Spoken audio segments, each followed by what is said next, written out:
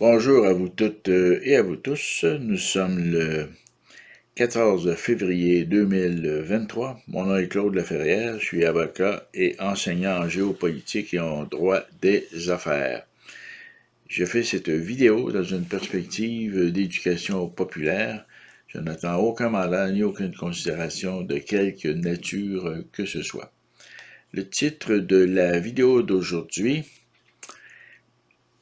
eh bien, je vais déroger un peu de mon engagement, puisqu'aujourd'hui, c'est cette première vidéo pour la journée, porte sur, en quelque sorte, une publicité que je fais par rapport à un livre que j'ai publié en 2022 et qui s'intitule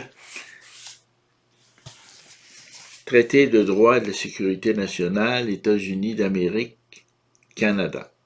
Cet ouvrage est disponible à la librairie Wilson-Lafleur pour la modique somme de 89,95.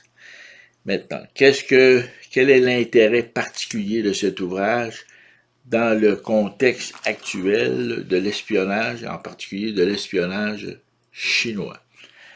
Parce qu'en fait, le titre de la vidéo d'aujourd'hui, c'est l'espionnage chinois dont je traite dans mon ouvrage. Voilà. Quels sont maintenant les autres thèmes?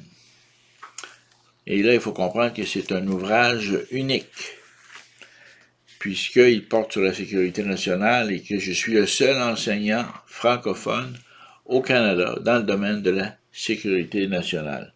Donc, il s'agit de l'ouvrage porte sur notamment l'espionnage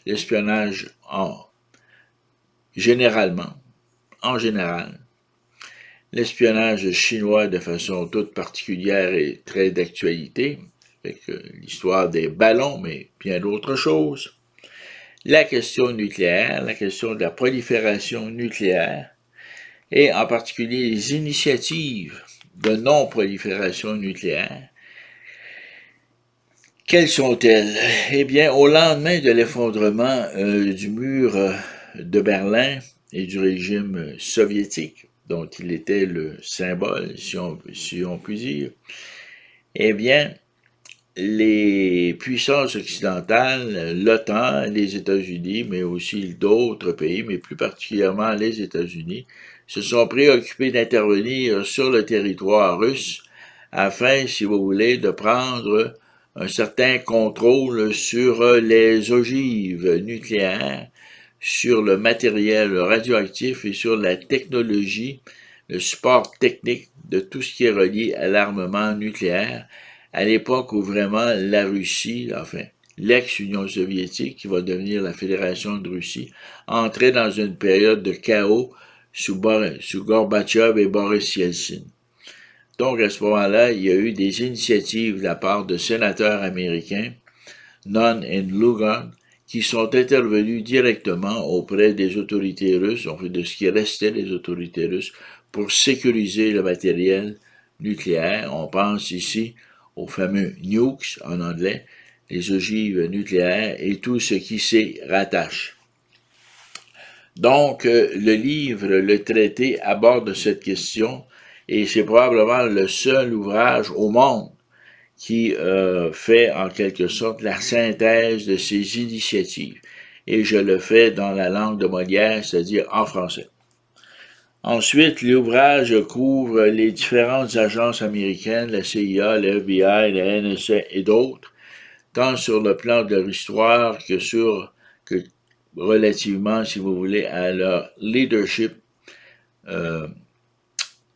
On pense ici à la direction et à la mission en particulier de ces différentes agences. Donc, l'historique, la mission et le leadership. Ensuite, j'aborde aussi la question du SAD, c'est-à-dire Sex, Arms and Drugs. Autrement dit, la question du sexe, des armes et de la drogue dans le contexte particulier de la sécurité nationale. J'aborde aussi la question de la corruption. N'est-ce pas? On sait que les ingérences chinoises, souvent, ont pour cible des individus en autorité, des personnes en autorité, afin de les influencer ou carrément de les corrompre. On sait que présentement, au Parlement, on se penche sur le cas de 11 députés qui auraient bénéficié d'un financement chinois. Bon, ça c'est une histoire à suivre.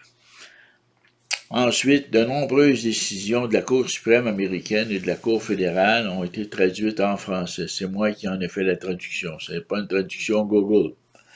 Donc, vous trouvez dans l'ouvrage qui comporte 1200 pages des traductions des décisions importantes de la Cour suprême des États-Unis et de la Cour fédérale. Finalement, j'aborde la question de Trump. Toute la période Trump de 2016 à 2020, je l'aborde de manière objective en me basant sur les décisions des tribunaux et sur les grands thèmes de sa présidence. Donc, et il n'y a pas beaucoup d'ouvrages, voire même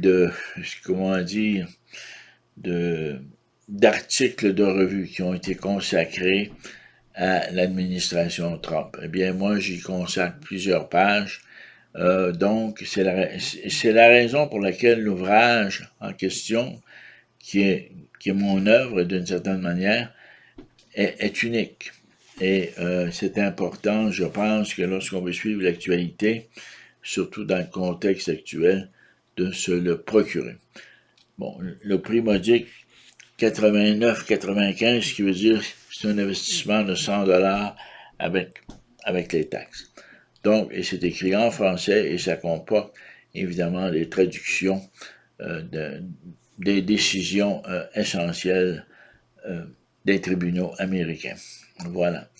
Voici, je vous montre encore une fois, c'est la page couverture disponible chez Wilson et Lafleur.